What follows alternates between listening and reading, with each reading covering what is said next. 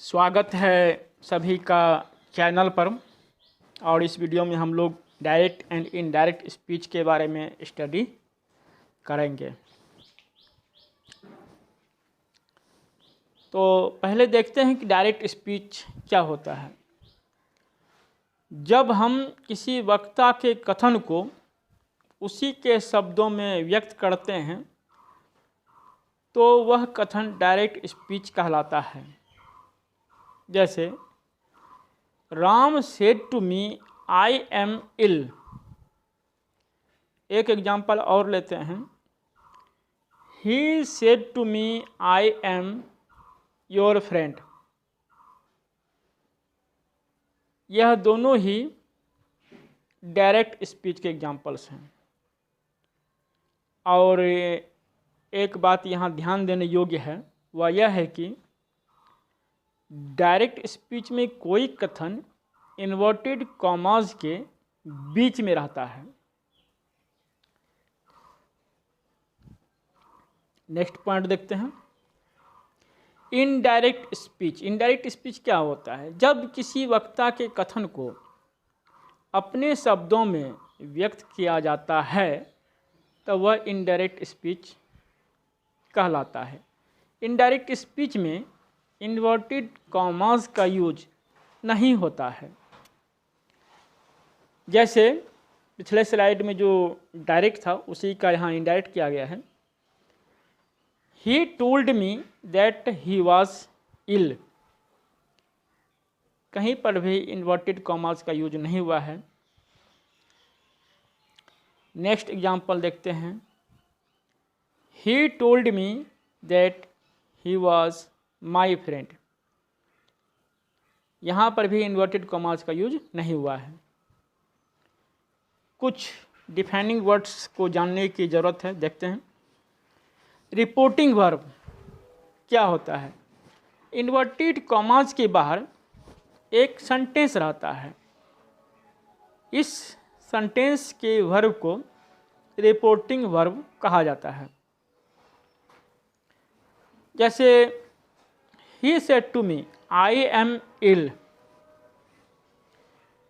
इस सेंटेंस में said inverted commas के बाहर का वर्ब है। तो इन्वर्टेड कॉमास के बाहर का वर्ब है तो यह रिपोर्टिंग वर्ब है। बस यही इसकी पहचान है। नेक्स्ट पॉइंट देखते हैं, रिपोर्टेड स्पीच। इन्वर्टेड कॉमास के अंदर जो सेंटेंस रहता है उसे रिपोर्टेड स्पीच कहा जाता है। जैसे Ram said to me I am ill. इस सेंटेंस में I am ill inverted commas के अंदर है, अतः I am ill reported speech है। तो क्लियर है कि जो सेंटेंस इन्वर्टेड कॉमास के अंदर होगा वही रिपोर्टेड स्पीच होगा। नेक्स्ट पॉइंट देखते हैं, verb of the reported speech क्या होता है? इन्वर्टेड कॉमास के अंदर जो सेंटेंस होता है उससे रिपोर्टेड स्पीच कहा जाता है एवं उसमें यूज होने वाले वर्ब को verb of the reported speech कहा जाता है। अब एक एग्जाम्पल के द्वारा इसको समझते हैं। जैसे he said I am ill. इस सेंटेंस में am verb of the reported speech है। दैट मीन्स जो वर्ब इस्तेमाल होता है रिपोर्टेड स्पीच में वही verb of the reported speech कहलाता है। Rules for changing into indirect speech. दो प्रकार के रूल होते हैं, एक होता है जनरल रूल्स, एक होता है स्पेशल रूल्स।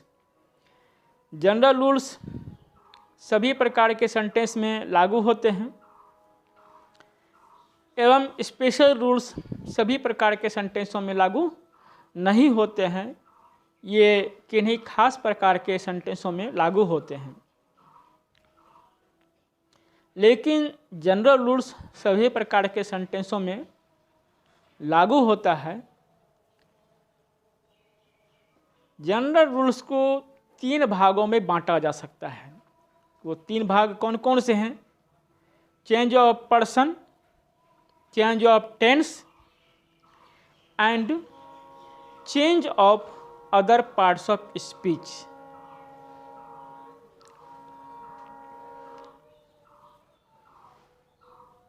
ये 3 बहुत ही महत्वपूर्ण नियम हैं जनरल रूल्स के। अब चेंज ऑफ पर्सन को समझते हैं। फर्स्ट पर्सन सब्जेक्ट के अनुसार चेंज होता है, सेकेंड पर्सन ऑब्जेक्ट के अनुसार चेंज होता है, थर्ड पर्सन का कोई चेंज नहीं होता है। यहाँ 1 का मतलब फर्स्ट पर्सन, 2 का मतलब सेकेंड पर्सन, 3 का मतलब थर्ड पर्सन। आगे इसको एक्सप्लेन किया गया है। 1 का मतलब फर्स्ट पर्सन, 2 का मतलब सेकेंड पर्सन, 3 का मतलब थर्ड पर्सन, एस का मतलब सब्जेक्ट, ओ का मतलब ऑब्जेक्ट, एन का मतलब नो चेंज। नेक्स्ट पॉइंट देखते हैं। जब रिपोर्टेड वर्ब प्रेजेंट या फ्यूचर टेंस में रहता है तो रिपोर्टेड स्पीच के टेंस में कोई परिवर्तन नहीं होता है। दूसरा क्या है? जब इनवर्टेड कॉमास के अंदर असर्टिव सेंटेंस हो तब इनडायरेक्ट स्पीच में इनवर्टेड कॉमास के बदले दैट का प्रयोग होता है। यह सभी प्रकार के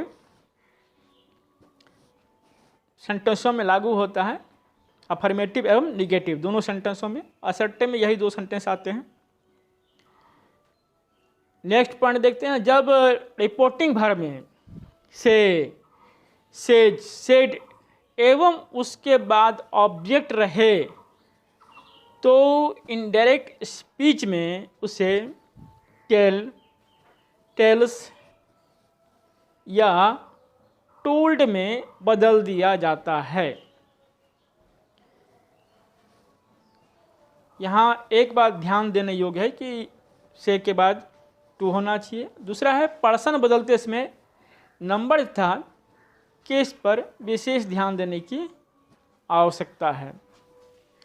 अब कुछ एग्जाम्पल्स देखते हैं। जैसे Ram says to me I am your friend, तो क्या बनेगा? Ram tells me that he is my friend. Next है he says to me you are my friend, he tells me that I am his friend. Mohan says to me I am your brother, Mohan tells me that he is my brother. Next देखते हैं। Ram says to me I have taught you, Ram tells me that he has taught me.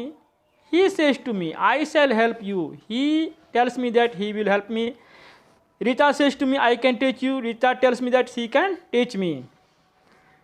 Ram says to Gita, I am your friend and you are my friend. Ram tells Gita that he is her friend and she is his friend.